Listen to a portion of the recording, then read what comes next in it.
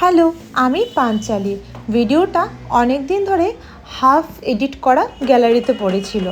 বাকিটুকু আর এডিট করারও সময় পাইনি, আর সবার সাথে শেয়ার করারও সময় করে উঠতে পারছিলাম না। যাকগে, যেটা বলছিলাম, ভিডিওটা হচ্ছে গিয়ে অষ্টমীর দিনের। অনেকটাই লেট হয়ে গেছে, কি তাই নয় কি? যাকগে, সকাল থেকে অষ্টমীর দিনে আশ্রমে যাব করে এতটাই ব্যস্ত ছিলাম যে আমার ঘরের কোনো ভিডিও ক্লিপই নিতে পারিনি।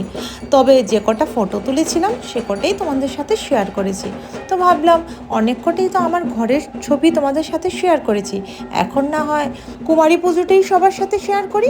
নবরাত্রির অষ্টমীর দিনে দেবী দুর্গাকে মহাগৌরী রূপে পুজো করা হয়, আর কুমারী মেয়েদেরও কুমারী মা রূপে পুজো করা হয়। সেই মহাগৌরী হচ্ছে গিয়ে নির্মলতা, শান্তি এবং বিশুদ্ধতার প্রতীক।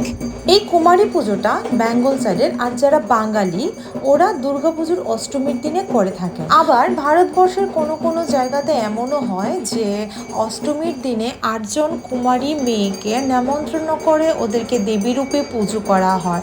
তবে ভাবতে এটাই খারাপ লাগে যে যেখানে মেয়েদের পুজো আর্চা করা হয়, এত সম্মান করা হয়, মাথায় তুলে রাখা হয়, সেই দেবীরূপী মেয়েদেরই মেরে ফেলা হয় যখন কারোর ঘরে মেয়ে সন্তান হয়।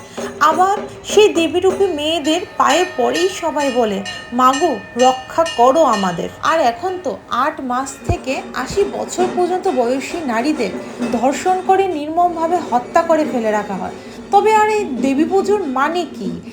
এটাই বোধহয় কলি না, শুধু ঘোর কলিযুগ। কি তোমাদের কি মতামত?